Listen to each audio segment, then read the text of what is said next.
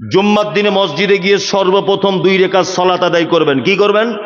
2 রাকাত সালাত আদায় করবেন। ঢুকে মসজিদে বসবেন না, কোনো রকম বসার সুযোগ নেই। 2 রাকাত নামাজ পড়েই তবে বসতে হবে আপনাকে, এটা যেন মাথায় থাকে। কি বললাম বুঝলেন? যে কোনো ভাবে হোক, খুতবা চলুক, আজান চলুক, ইমাম সাহেব মেম্বারে বসে থাক, যে অবস্থায় থাক, ঢুকেই প্রথমে 2 রাকাত সালাত আদায় করবেন, তারপরে বসবেন। আর আপনাকে আরেকটা কাজ বলে দিচ্ছি, 2 রাকাত নামাজ হয়ে যাবার পরেই মসজিদটা একবার ডান দিকে বাম দিকে সামনে পিছনে তাকিয়ে দেখে নেবেন যে মসজিদের ভিতরে কোনো অপরিচিত মেহমান আছে কিনা। যদি মেহমান কেউ থাকে, মাদ্রাসা থেকে বিল বই নিয়ে আদায় করতে এসেছে, কোন লোক অভাবী তার বেটির বিয়ের জন্য এসেছে, অবশ্যই নামাজের শেষ হলেই তার হাতটা ধরে বলুন, ভাই আমার বাড়িতে চলুন, খাওয়া দাওয়া করবেন, ডাল ভাত কিছু। এটা একটা বড় আমল। এটা কি? হ্যাঁ, বড় আমল। মানুষ ক্ষুধার্তকে খেতে দেওয়া কি বড় আমল। আপনার কাছে বিনীত অনুরোধ, আপনার স্ত্রীকেও এটা বলে দেবেন যে জুম্মার দিন অন্তত পক্ষে আমাদের বাড়িতে 1-2 লোক খাবে, সেই হিসাবে তুমি তরকারি রান্না করবে। 2, জুম্মার দিনে মাছ মাংস বাজার থেকে সপ্তাহে 1 দিন যদি খান আপনি, মাছ বা মাংস খাই তো আমরা সকলেই, সপ্তাহে 1 দিন 2 দিন মাছ মাংস খাই। আপনাকে বলছি আপনি জুম্মার দিনে খাওয়ার চেষ্টা করুন। মাছ গোশ বাড়িতে যখনই রান্না করবেন, আপনার স্ত্রীকে বলবেন জুম্মার দিনে রান্না করতে, কারণ মসজিদে মেহমান চলে এলে আপনার মেহমানদারিটাও ভালো করে হয়ে যাবে। তাহলে আপনার আর কোনো সমস্যা থাকলো না, মেহমানদারি করবেন, এটা আপনার জন্য কাজ। যদি বলছেন এ ভালো কাজ করতে পারবো না, চলুন ওই যে রুমাইসাকে আল্লাহ নবী সাল্লাল্লাহু আলাইহি ওয়াসাল্লাম জান্নাতের ভিতরে দেখলেন। কেন? আল্লাহর নবী বলছেন, ফজরের নামাজের পরে আবু তালহাকে ডেকে, ও আবু তালহা, আমি তোমার বিবিকে জান্নাতের ভিতরে দেখে এলাম, তুমি তার কারণটা কি বলো? আবু তালহা বলছেন, ইয়া রাসূলুল্লাহ, এমন কোন ভালো আমল আমার স্ত্রীর নাই, আমারও নাই, তবে একটা আমল একদিনের কথা মনে আছে, সেটা হচ্ছে এই, আমি মসজিদের ভিতরে বসেছিলাম, আপনিও ছিলেন, হঠাৎ করে মেহমান চলে এলো। বিশ্বনবী বললেন, আবু তালহা, এই মেহমানের জন্য খাওয়া দাওয়ার ব্যবস্থা করো, আমার বিবিদের বাড়িতে চলে যাও। আবু তালহা বলছেন, ইয়া রাসূলুল্লাহ, আপনার 11 জন বিবির বাড়িতে আমি সেদিন গিয়েছিলাম, একজনের বাড়িতে কোনো খাবার ছিল না। আবু তালহা আবার মসজিদে ঢুকলেন। বিশ্ব নবী বলছেন, আবু তালহা, তুমি কি আমার বিবিদের বাড়িতে কোনো খাবার পেয়েছো? আবু তালহা বলছেন, ইয়া রাসূলুল্লাহ, এক মুঠো খাবার পেলাম না, আপনার 11 জন বিবির বাড়িতে কোনো খাবার নাই। 11 জন বিবির বাড়ি, আল্লাহ রসুলের কোনো খাবার নাই। আল্লাহ নবী তখন মুখ্যমন্ত্রী। কি কি তখন? মদিনার মুখ্যমন্ত্রী। মদিনার মুখ্যমন্ত্রীর বাড়ির স্ত্রীদের খাবার নাই। আমাদের যদি হতো এখনকার দিনে, কালকে আন্ডার প্যান্ট পরে ঘুরত, সবাই দেখেছে আন্ডার প্যান্ট পরে ঘুরত, ছেঁড়া লুঙ্গি পরে, এদিক ওদিক করে ভোটে জিতে পঞ্চায়েত হয়ে গেছে বা প্রধান হয়ে গেছে, দেখছি বুলেট গাড়ি নিয়ে চাপছে, ভ্রর ভ্রর করছে। টাকা আসে কোথা থেকে রে? হ্যাঁ, যদিও প্রধান হয়ে যায় তা 4 চাকা মেরে ঘুরছে, টাকা কোথা থেকে আসে? তুমি তো কালকে ছেঁড়া আন্ডার প্যান্ট পরে ঘুরছিলে, টাকা কোথা থেকে আসে? কেউ যদি এমএলএ হয়ে যায়, ও তো আর মাটিতে পা দেয় না, হেলিকপ্টারের উপরে ঘুরছে। ঘুরছে কি ঘুরছে না? আর মদিনার মুখ্যমন্ত্রীর বাড়িতে খাবার নাই। আল্লাহু আকবার। মেহমান এসেছে, তা আল্লাহ নবী আবু তালহাকে বলছেন, আমার বিবিদের বাড়িতে একবার যাও, খাবার টাবার আছে কিনা একবার গিয়ে দেখে এসো। খাবার দেখতে গেল। আবু তালহা বলছেন, আল্লাহ নবী তখন 11 জন বিবি, কারো বাড়িতে খাবার নাই, ভরা মজলিস। আল্লাহ নবী উঠে দাঁড়ালেন, উঠে বলছেন, কে আছো? কে? মেহমানের মেহমানদারি করাবে, আল্লাহ তার পানির কূপে বরকত দিবে, আল্লাহ তার খাজুরে বরকত দিবে, আল্লাহ তার অর্থতে বরকত দিবে। কে আছো? এই আজকে রাতে মেহমানের মেহমানদারি করাবে? আবু তালহা উঠে হাত দুটো তুলে দিয়ে বলছেন, লাব্বাইক আল্লাহ রসুল, আমি প্রস্তুত, মেহমানদারি আমি করাবো। আল্লাহ নবী সাল্লাল্লাহু আলাইহি ওয়াসাল্লাম বলছেন, তাহলে আবু তালহা তুমি মেহমানকে নিয়ে বাড়ি চলে যাও। ঘটনাটা শুনুন, কত মজার। আবু তালহা বাড়ি নিয়ে গেলেন মেহমান, হঠাৎ করে ওর স্ত্রী ভিতর থেকে বলছে, কে? বলছে আমি আবু তালহা। দরজা খুললেন, দরজা খোলার সাথে সাথেই বিবি দেখতে পেলেন যে স্বামী আবু তালহার সঙ্গে আর একটা লোক পর্দার আড়াল থেকে দেখতে পেলেন। তখন আবু তালহা বলছেন ভয় পাবার কিছু নেই, সাথে একজন মেহমান। বিবি তখন বলছেন আল্লাহর কসম যার হাতে আমার প্রাণ রয়েছে, আমাদের বাড়িতে দুটি বাচ্চা ছেলের খাবার ছাড়া এক টুকরার খাবার নাই। এত রাতে মেহমান নিয়ে এসেছেন? আবু তালহা বলছেন বিবিরে, এই মেহমান তো অন্য কারো মেহমান নয়, এই মেহমান হলো বিশ্ব নবী জনাবে রাসূলুল্লাহ সাল্লাল্লাহু আলাইহি ওয়াসাল্লামের মেহমান, এটা অন্য কারো মেহমান নয় রে। বিবি তখন স্বামীকে পরামর্শ দিচ্ছেন, এক কাজ করুন, দুটি বাচ্চা ছেলের খাবার তা এখন মেহমানকে যদি দিই তাহলে তো বাচ্চা ছেলে দুটো রাত্রে ভুকা অবস্থাতে থাকবে, আমি বাচ্চা ছেলেগুলোকে ঘুম পাড়িয়ে দিই। রুমাইসা যাকে আল্লাহর নবী জান্নাতে দেখলেন, এই সেই মহিলা, দুটি বাচ্চাকে ঘুম পাড়িয়ে দেওয়া হলো। রুমাইসা খানা পাকালেন। দুটি বাচ্চা ছেলের খাবার কতটা হতে পারে? কম হয়, তাই না? অল্প 200-250 জবের আটা আর কিছু তরকারি হবে। জুত করে রুটি বানালেন, বানানো কমপ্লিট। এবার স্বামী আবু তালহাকে ডেকে বলছেন, কই গো, এক কাজ করো, এখন আল্লাহর নবীর মেহমান বলে কথা, সুন্নত হচ্ছে যে মেহমানের সঙ্গে বসে খাবে, এটা হচ্ছে সুন্নাত। এখন তুমিও যদি মেহমানের সঙ্গে বসে খেতে যাও আর অর্ধেক করে যদি খাবার খেয়ে নাও দুজন হাফ হাফ করে, তাহলে কিন্তু আল্লাহর নবীর মেহমানের পেট ভরবে না।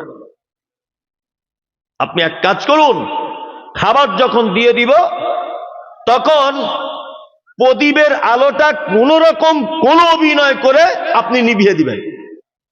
খাবার পাত্রে হাত দিবেন, মুখে হাত তুলবেন, মুখ লড়াচড়া করবেন, মেহমান যেন বুঝতে পারে যে আপনিও খাচ্ছেন, কিন্তু অরিজিনাল আপনি খাবেন না, অরিজিনাল আপনি খাবেন না। এই ব্যাপারে দুটো মতামত এসেছে। আল্লাহর নবী কোরআনের আয়াত পড়ে শোনালেন আবু তালহাকে, মান আমিলা সালিহাম মিন যাকারিন আও উনসা ওয়া হুয়া মুমিনুন ফালা নুহইয়ান্নাহু হায়াতাম তাইয়্যিবাতান ওয়া লানাজজিআন্নাহুম আজরাহুম বিআহসানি মা কানু ইয়ামালুন। দুটো আয়াত সম্পর্কে বলা হয় যে এই আয়াতটা অবতীর্ণ হয়েছে, আর একজন বলছে না, আর একটা আয়াত অবতীর্ণ হয়েছে। এই আয়াতে আল্লাহ বলছেন তোমাদের ভিতরে নারী পুরুষ যে কেউ হোক না কেন, তারা যদি ভালো কাজ করে ঈমানের অবস্থাতে, আল্লাহ বলছেন হায়াতান তাইয়্যিবাতান, তাদেরকে আমি দুনিয়াতেই প্রাইজ দিয়ে দিব। বন্ধুরে আমার, রুমাইসা সেদিন রাতের বেলা খেতে পেল না, তার দুটি বাচ্চা খেতে পেল না, স্বামী তার খেতে পেল না। আল্লাহ নবীকে আবু তালহা বলছেন, ইয়া রাসূলুল্লাহ, সেই দিন আমি না খেয়েছিলাম, আমার বাচ্চা দুটো না খেয়েছিল, আমার স্ত্রী না খেয়েছিল। বিশ্ব নবী বলছেন, ও আবু তালহা রে, সেই দিন রাতের বেলাতে আল্লাহ তোমাদের মেহমানের সঙ্গে যে ব্যবহার স্বামী স্ত্রী দুজনা করেছো, আল্লাহ এত খুশি হয়েছে, আল্লাহ এত খুশি হয়েছে, তোমার বিবিকে আগে থেকেই জান্নাতের ভিতরে রেডি করে রেখে দিয়েছে। আবু তালহা, তোমার স্ত্রী মারা গেলেই তোমার স্ত্রী থাকার জায়গা হলো জান্নাত। কি ভালো কাজ! মেহমানের সঙ্গে ভালো ব্যবহার করে। তাই আপনার বইয়ের কি চরিত্র? মসজিদ থেকে একটা মেহমান শুক্রবারে ধরে বাড়ি নিয়ে যান, তা ও আপনাকে এই ভাষাটা বলবে, আর লোক এত লোক ছিল কেউ চোখে দেখতে পেল না, তুমি চোখে দেখতে পেলে, ফালতু ঝামেলা করছো কেন? এসব বলে কি বলে না, ফালতু কেন ঝামেলা করছো? অথচ রুমাইসার বাড়িতে ফ্রিজ ছিল না, গ্যাসে রান্না হতো না, হতো না, চুলাতে রান্না, কাঠের আলো। আপনার স্ত্রী এক সপ্তাহ আদা রসুন একসাথে মিক্সচার মেশিনে বেটে ফ্রিজে রেখে দেয়, তাই না? 5 কেজি মাংস একসাথে কেনেন, ফ্রিজে রেখে দেন, তারপরেও আপনার বাড়িতে একটা ভিখারি ভিক পায়, খাবার পায় না। আল্লাহ তুমি এ জাতিকে বোঝার তৌফিক দান করো, আমিন আমিন। আল্লাহ তাআলা বলেছেন, কি বলছেন? যে তোমাদের ভিতরে কেউ যদি আমল করে, সে যেন কি আমল করে? ভালো আমল করে, আমলে সলেহ করে। আমলে সলেহ আপনাদেরকে আমি দুটি তিনটি বলে দিলাম। আল্লাহ আপনাকে আমাকে সকলকেই আমল করার তৌফিক দান করুক, আমিন।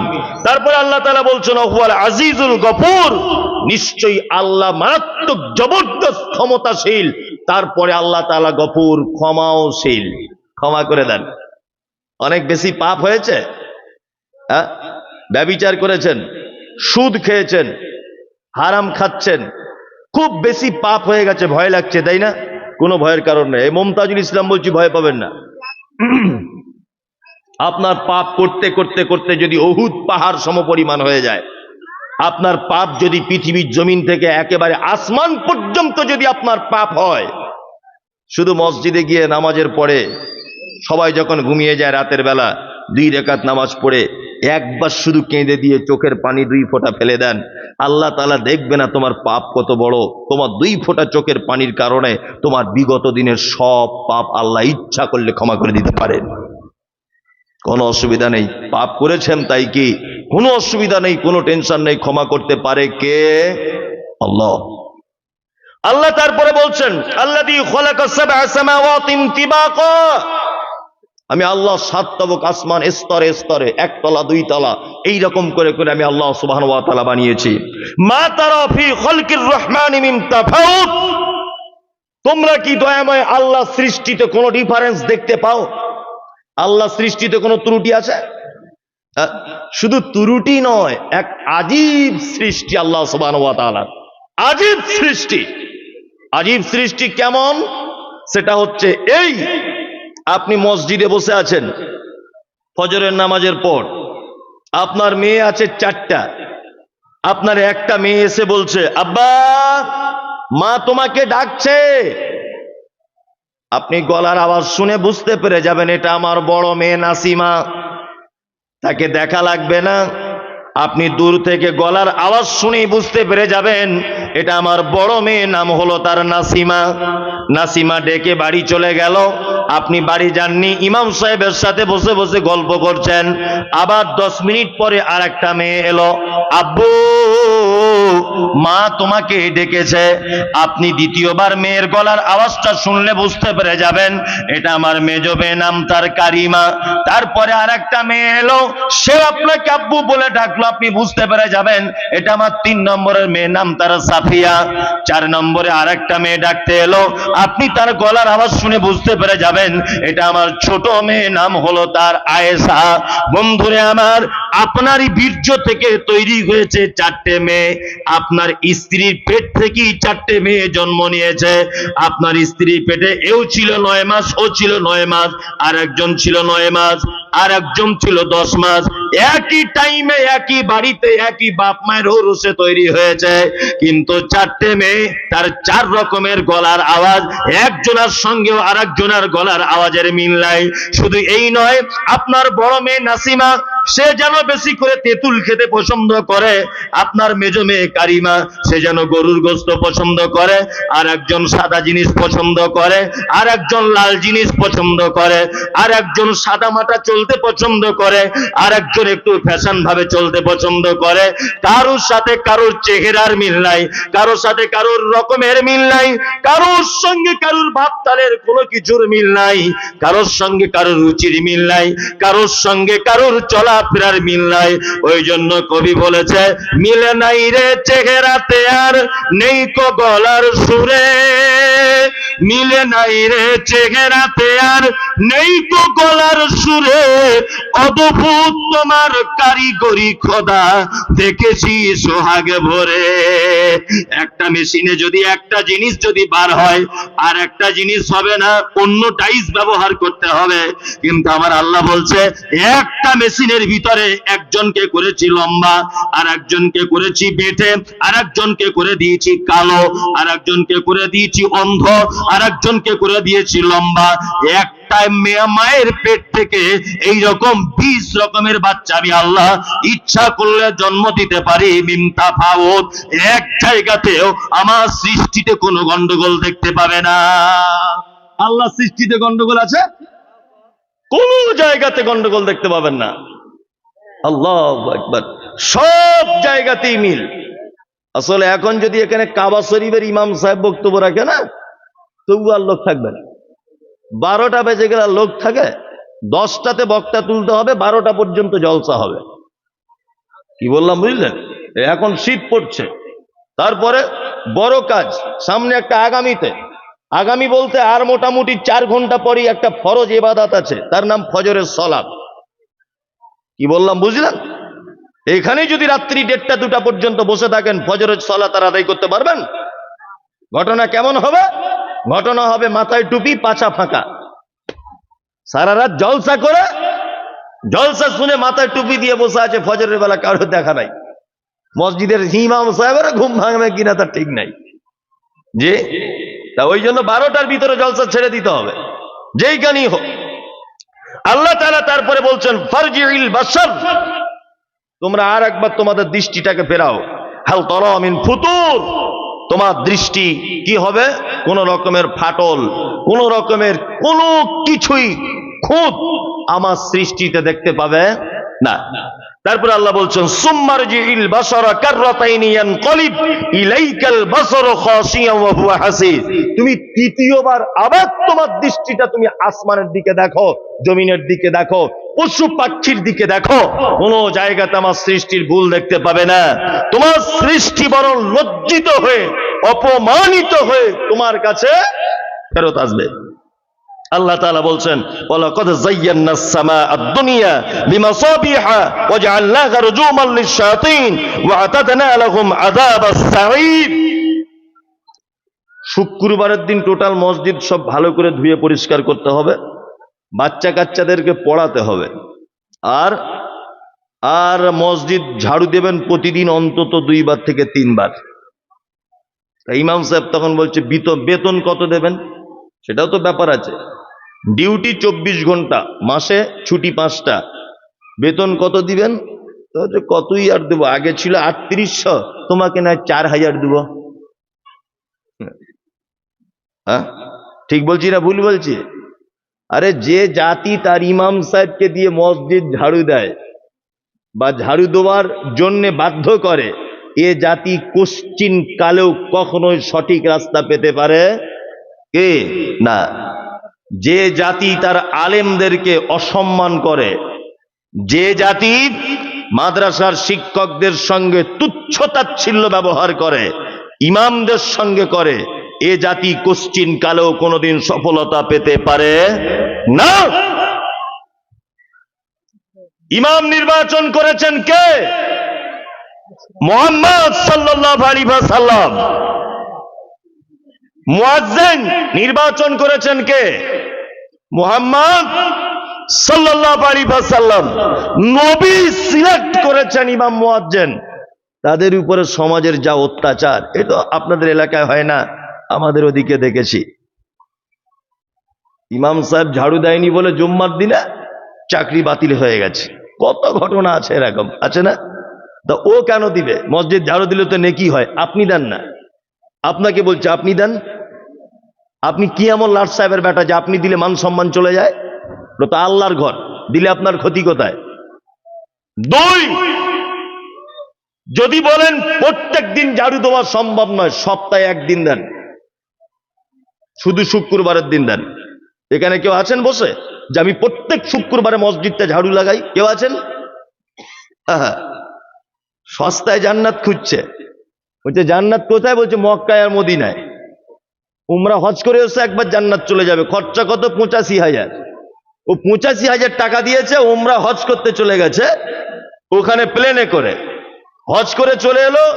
ফুটপাতে তসবি বিক্রি হয় মক্কা মদিনার, ওই 2 রিয়াল 3 রিয়াল করে দাম। ওই ফুটপাতে তসবি নিয়ে পাড়াতে রাস্তায় রাস্তায় ঘুরছে, আর টাটকা হাজি তো, সুবহানাল্লাহ সুবহানাল্লাহ সুবহানাল্লাহ। ফেরেশতারা এরকম বাঁশ রেডি করে রেখেছে, আয় তুই একবার, আয় একবার তুই। মসজিদে ইমাম সাহেব ঝাড়ু দিবে আর তুমি টাটকা হজ করে এলে, কেন তুমি গিয়ে একবার ঝাড়ুটা দিতে পারলে না? যিনি বলছেন মমতাজুল সাহেব আপনি দেন, ইয়েস আমি দিই, বাড়িতে থাকলেই দিই, বাড়িতে থাকলেই দিই, আল্লাহর কসম দিই, আমি নিজে দিই। মসজিদের বাথরুম, অজুখানা, পেচ্ছাবখানা সব নিজে পরিষ্কার করি, বাড়িতে থাকলেই করি। যদি দেখি অপরিষ্কার, করলে ক্ষতি কি আছে? এটা আপনি করবেন, সপ্তাহে একবার ঝাড়ু দেবেন। যদি বলছেন আমি এটাও পারবো না মৌলভী সাহেব, ঝাড়ু দেওয়াটা মান সম্মানের ব্যাপার, তাহলে এবার আপনাকে আর একটা কথা বলছি, শুনে রেখে দেন। ভালো কাজ বলছি,